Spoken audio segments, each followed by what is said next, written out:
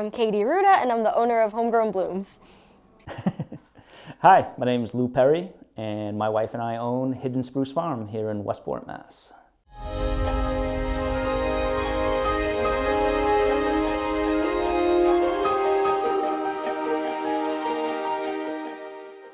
This is where I grew up, and the business was founded on agriculture and growing my own flowers. So when I moved back home from school in Florida, I started growing flowers in my parents' backyard in Westport, and it was a very locally supported business. And then through COVID and everything, people were just buying flowers and coming to my parents' yard. It was a very small business. It started on very humble terms, but the Westport community was just super supportive of, what I was going for. And it said so much. I was like, you couldn't pay me to move this business anywhere else. I loved just being in the same town that I knew the teachers buying flowers for, or whatever. I just knew my customers, and it was cool to see them get married and them have kids and do their wedding flowers, baby shower flowers. So that was cool.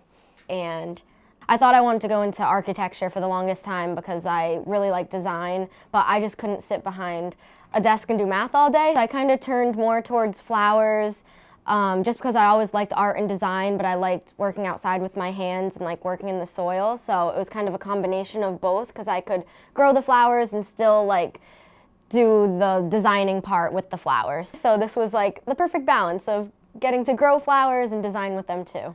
And it's a lot of work. I think a lot of people romanticize being a flower farmer and just picture, gallivanting through fields of flowers, but we try to grow in really sustainable methods. We do a lot with the soil science and a lot with sustainability, and just so much goes into it. Even the off season right now, I'm up at the crack of dawn watering in the greenhouses and making sure that the propane tanks are always full so it stays warm in there for our spring flowers, uncovering snow, dealing with carrying heavy things. It's just a lot more hard work, I think, than what's pictured when you look up flower farming on Pinterest or Instagram.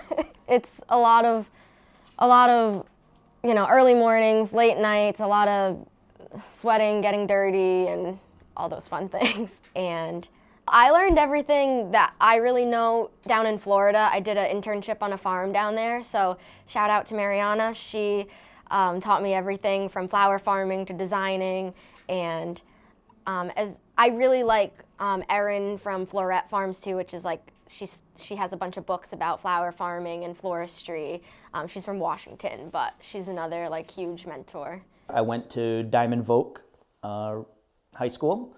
Took the electricity program there. I only worked in that field for maybe a year after graduating, and the company I was working for did a lot of commercial electric work where we were digging trenches with excavators and burying, multiple conduits. And I really liked the construction side of it even more than the electrical side of it. And I think that kind of steered me into just working directly for a construction company. And I started that, I guess I was about 19 years old, and I've been in construction ever since. And I've done a little bit of everything, over the years, everything from demolition work to utility work, site development, and I started as a laborer, started on the ground, and you have to kind of, put your time in. And I always thought that running the equipment would be really cool and obviously save your back. So I aggressively went in that direction and got as many licenses as I could get, and kind of preparing myself for that. And then I just 100% in the operating direction. I'm a member of the International Operators Union, Local 57 out of Rhode Island. And I've been doing that now for quite a few years. And the company I work for specializes in underground natural gas utility work. And it's rewarding, when you can, I'm kind of a hands-on person, and I like at the end of the day to look back and be able to see what you've done. And, I get a lot of satisfaction out of a good day's work, feel like you've accomplished something. So I take a lot of pride in being safe and, productive at the same time. And, you're dealing with a piece of heavy equipment, with guys on the ground that are trusting you, and you're trusting them. It's really a relationship that, you have to kind of know what the other guy's going to be doing next to get through the day safely. Everybody wants to go home at the end of the day and make a living and come back and do it again tomorrow. And, well, I grew up in town and love this place. When my wife and I were first together, we couldn't afford to live here, and we bought a little tiny cottage in Swansea. And then as time went on, we were able to move back to Westport, and we had a great house on Charlotte White Road, and we did a ton of work to it. It was a beautiful house, nice piece of property. Never thought I would move. Always wanted land, always wanted to do something in agriculture, but just kind of thought that was basically unattainable. My wife came home from work one day and said, the Christmas tree farm on Sodom Road is for sale. So that started the whole process of not really being prepared to buy another house and scrambling to make it happen. 2020 and 2021 were pretty crazy years for real estate. If you've heard the horror stories and outbidding and just a really crazy time. And we weren't looking. So it really came down to pulling strings and anything I could do and draining our accounts for down payments, and it was a pretty crazy time. And like I said, we kind of fell into this. I've loved this property my entire life, worked down here in the mid-90s for the original owner, and just really thought it was a cool business. Most people at Christmas time are in a good mood. They're coming out with their families. They're selecting their tree. It's a happy time. The whole business model fits our schedule. My wife and I still work, but we're able to be open on weekends, and it's for that short segment of time just before Christmas that we're actually here and open for business. The other mowing and pruning and planting, that can all be done whenever I get a chance. So it's a little more flexible. And this was a really cool place to work. Mr. Farias was just an awesome, awesome guy. I still stay in touch with him. I pick his brain on varieties and fertilizer, and I really always thought this farm was so cool. It's so far off the road.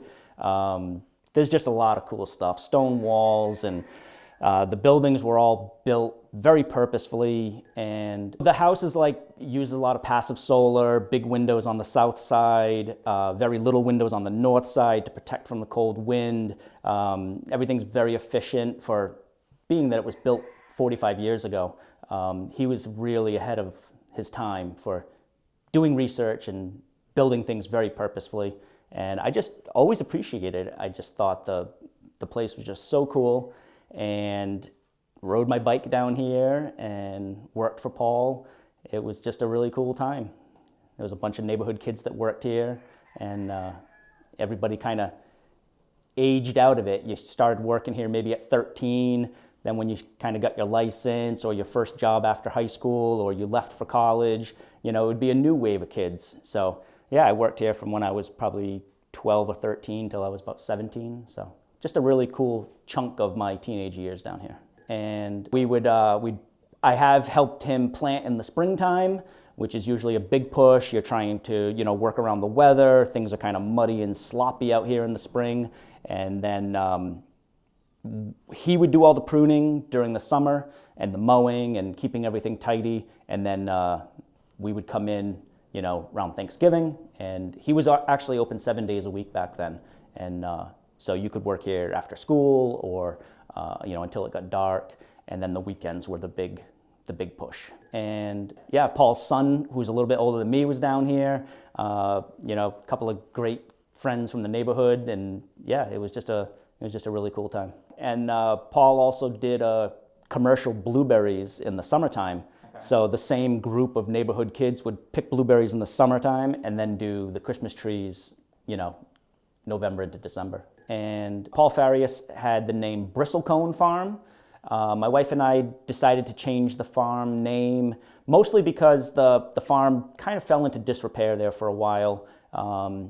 They weren't really doing a lot of pruning and planting, keeping up with the mowing, and we just thought that a fresh name, fresh owners would kind of put a new lease on life and, you know, go forward with a different name.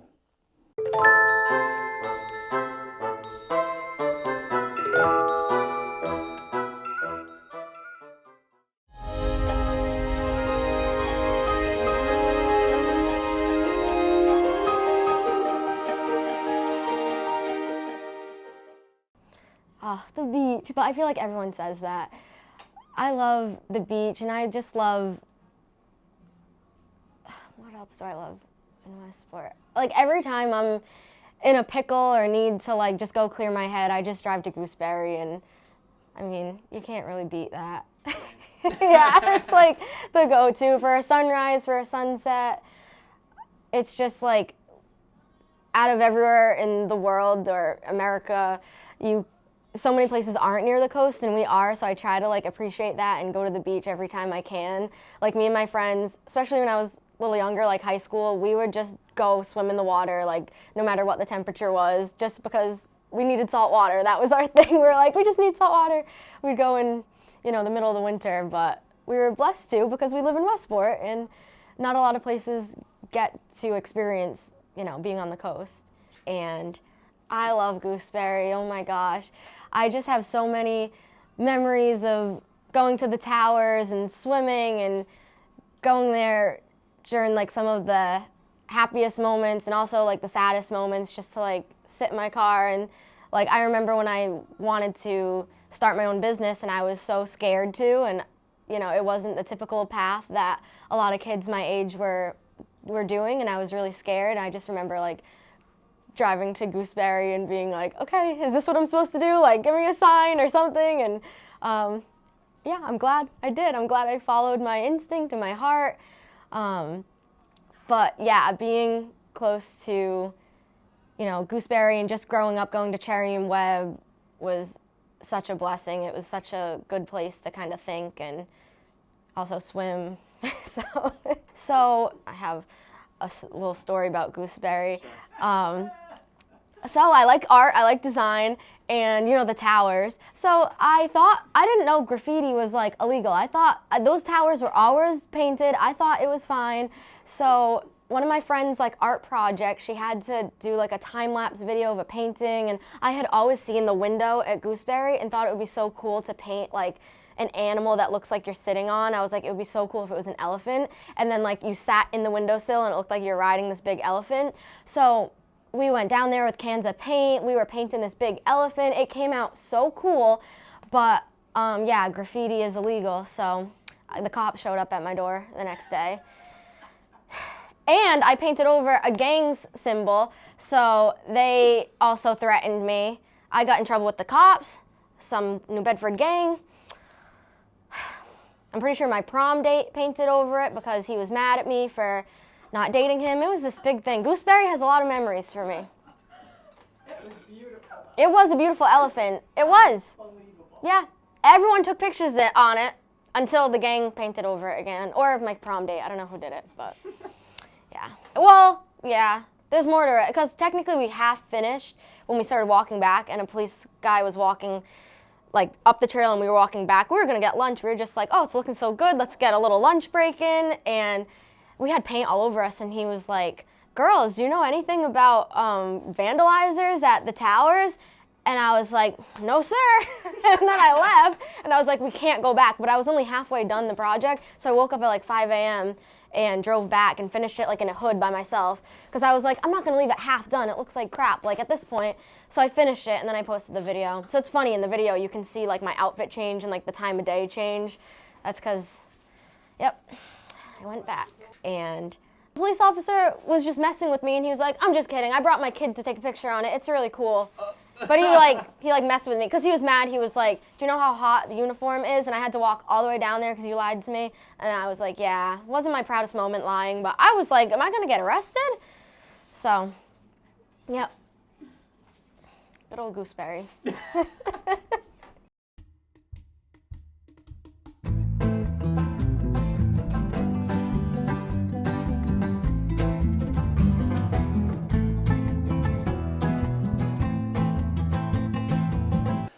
Oh man, let me think. Well, I love just being home. I love being on my property, working around here. But when I head out, I love the beach, love Cherry and Webb.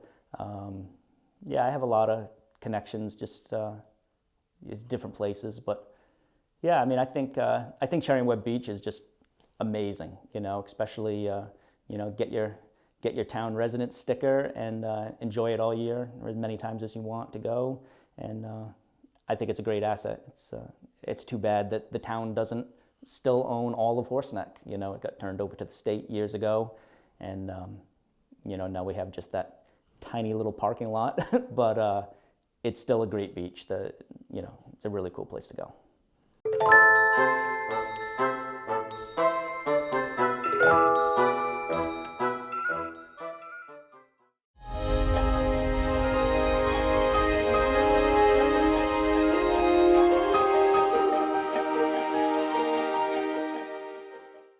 I think in the sense of family traditions and something that people look forward to, I think that's a contribution. It would be a shame, I think, to see a farm like this go away, you know, to see it turn into house lots, or even to maybe continue farming, but not for Christmas trees. If it was produce or cattle, you know, it wouldn't have that same family draw to benefit people.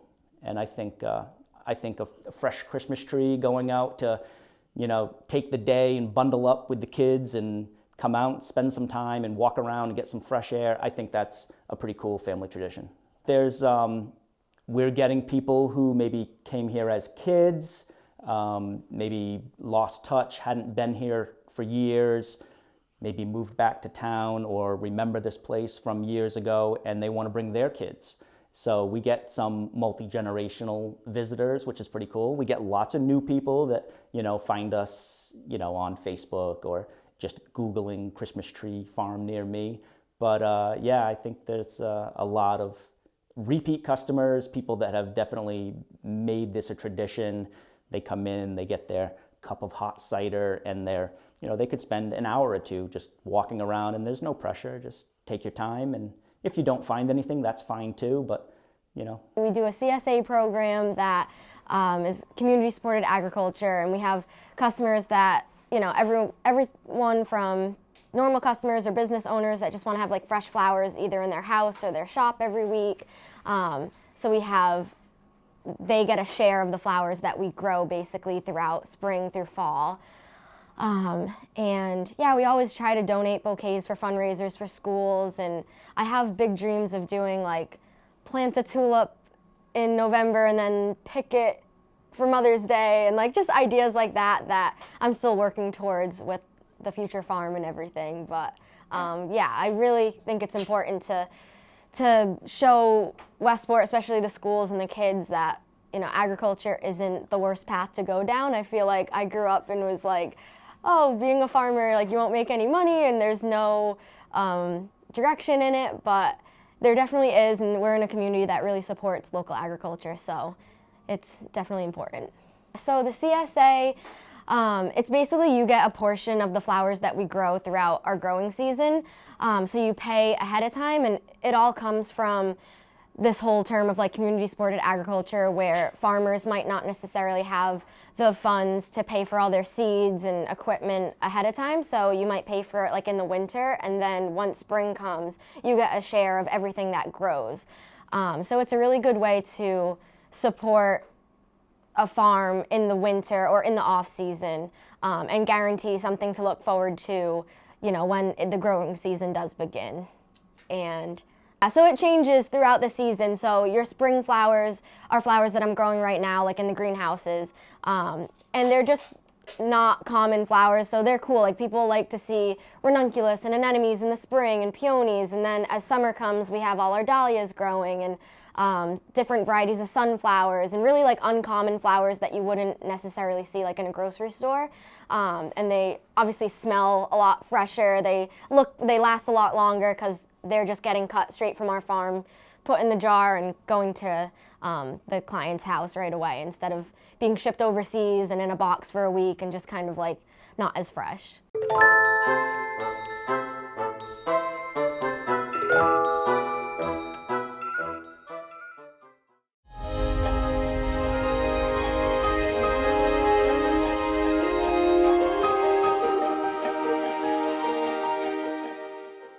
Yeah, I definitely do, and I feel like COVID was really the show point of that. I was really nervous because that's kind of when I was opening my business, and all of my weddings were getting canceled, and that's like my main income. So I think it was like Easter, it was my highest sales ever, which is so random for a flower holiday, just because people were getting flowers delivered to loved ones that they couldn't really see.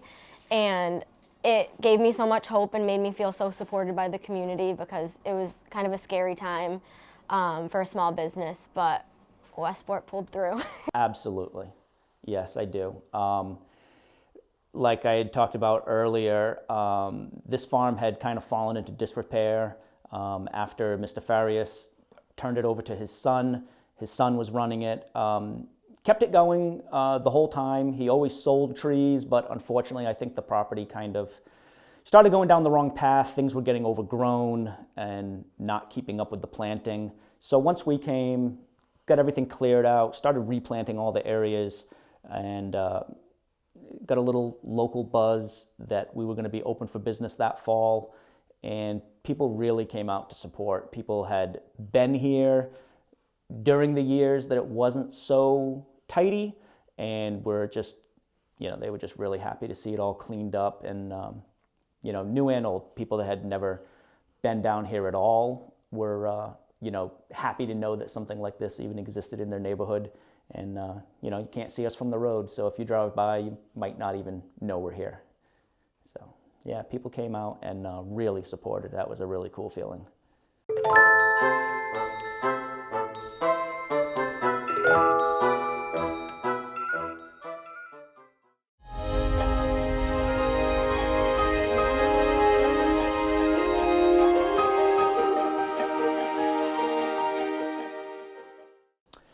Well, I'll give you a lot of credit. It's quite the undertaking. Luckily, this is a part-time gig for us. It would be extremely nerve-wracking to try to live strictly off the farm here. I would have to take on a lot more. I'd have to kind of branch out and do a lot of other stuff. I would have to either get into commercial produce or, livestock of some sort. But the Christmas trees work for us just as a part-time gig. I think it's a great town for small businesses. A lot of small businesses have been here for a long time, and they're just staples. But starting something new, whether you're competition for something existing or you're trying to think of something new that Westport doesn't have, I think that could be a pretty daunting task for somebody. I would give the advice to get to know your community and know who your customers are. And I feel like I even get advice from older business owners in Westport that say, don't change your ways that much. I've always been a people pleaser to a fault with business, but a lot of these older business owners, I feel like they are too, in a sense, and they take care of their customers, and they might get home an hour later sometimes, or they might, they might spend some money doing a favor for someone, but at the end of the day, we really are a community that all helps each other. So whether it's me doing, a free bouquet for someone in the community that just lost a loved one, or a car business helping you out and finding a delivery van for you, it all works in a balanced out way. I feel like every business helps each other, and getting connected with those other businesses and knowing who your clients are and doing them those extra little, I don't want to say favors, but putting in that extra thought and care into your work for them will go the extra mile for sure.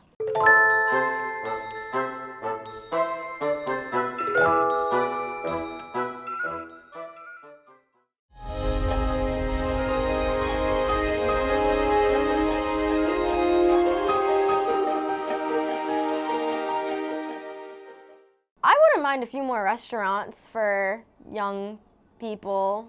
I think it would be cool to have one near the ocean I know that it's like hard because of, I know, yeah, it's probably hard for so many reasons, but I think it would be so cool. Like, I love Bayside, but it would be so cool if there was one or two more that, yeah. That's really the only thing we're missing.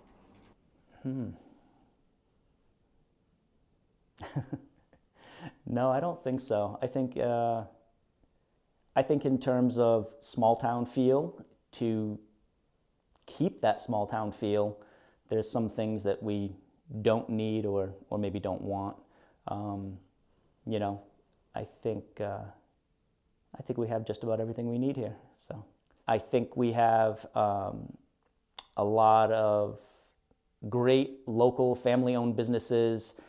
You know, any work you need to get done on your home or property, whether everything from small engine repair to plumbers and electricians and contractors and, you know, anything in between. There's a local family that has a business like that in town, and you could just ask around to your neighbors, you know, who do you use for this and who do you use for that? And I think we have pretty much everything covered. We have, you know, Lee's Supermarket is great. I already mentioned how much I love the beaches here. You know, the river is awesome for people who are into boating, and there's just, there's a lot of great things going on in Westport.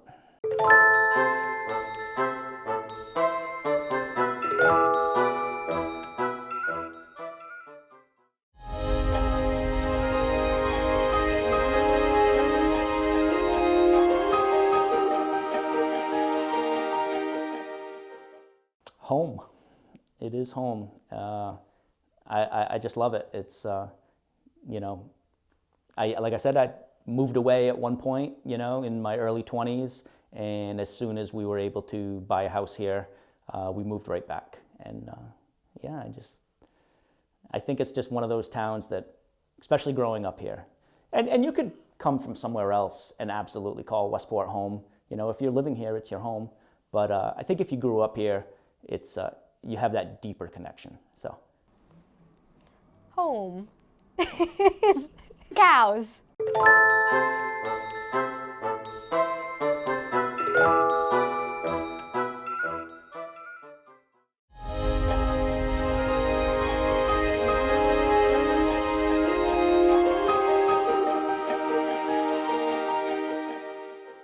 What makes Westport unique is definitely the fact that we're a farm coast community. So I grew up going to the beach and working on farms, like since I remember having a job, like 12 years old, I was at an apple orchard and then a cow farm, and you know, you could leave work all dirty and go to the beach and like clean up quick, and then I'd go to the pizza job and probably smell like the ocean, but that's Westport.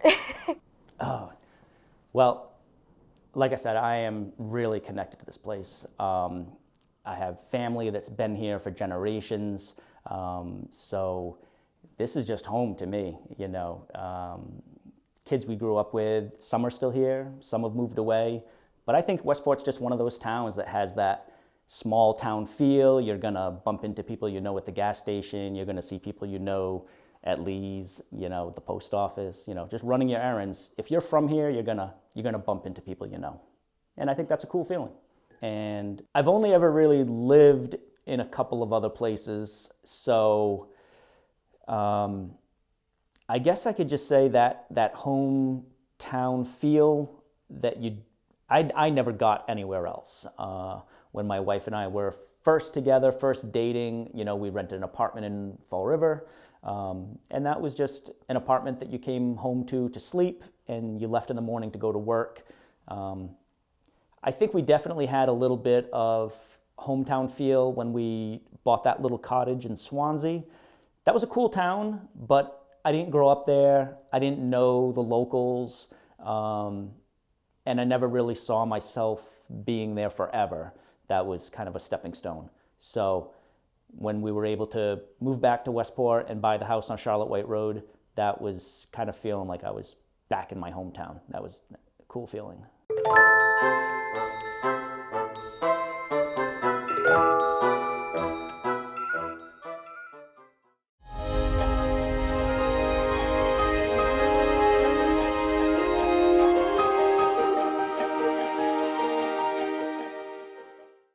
Maybe my great-grandfather, Lewis Perry, who I'm named after, who was the first of our family to live in Westport and farm in Westport.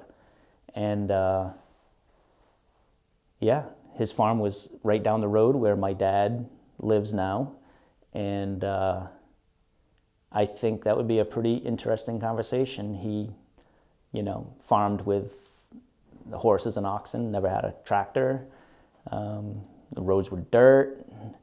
You know, I'm sure just a lot of milestones in his life, probably, you know, electricity coming to the farm and all kinds of things like that that we just take for granted now. So I think that would be a pretty interesting conversation. Oh boy. Any human, I need a second to think. There's so many. Jesus Christ.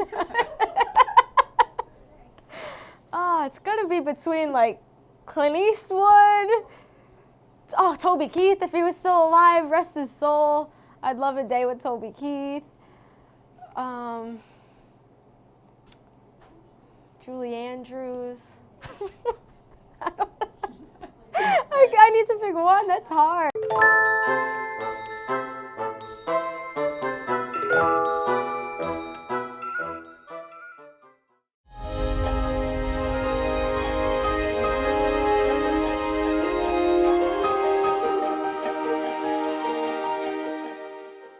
One year for Valentine's Day, we had a guy that ordered flowers that had the blue check mark, and he was like a famous baseball player, and we were so excited. We were like, oh my gosh, we are gonna be famous. Like, we were all excited.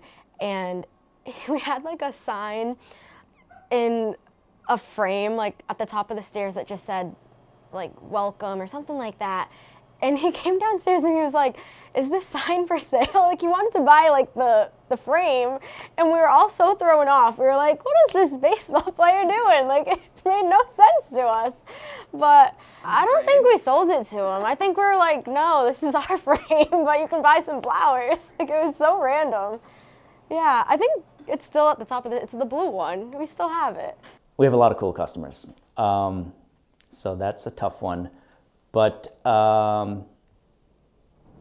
we had a customer come, and he is a local DJ on Fun 107, goes by The Gazelle, and he's a local Westport guy, grew up here.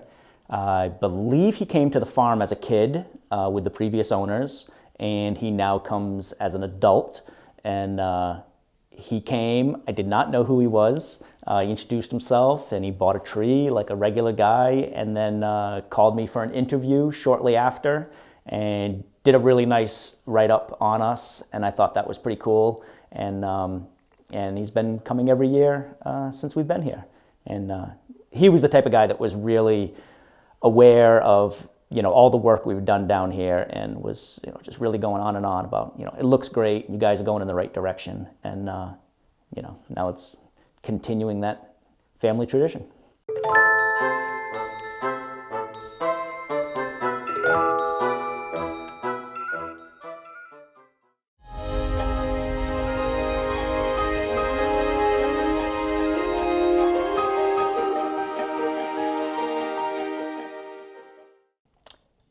I would do my farm full time. I would not move. I would quit my job. And yeah, I would probably do those things that I mentioned earlier, that if I was to make a living strictly off my farm, I would have to expand. And winning the lottery could make those expansions happen easier, and it would take the risk out of those expansions, that it's not a, you know, life or death thing whether you make it or not.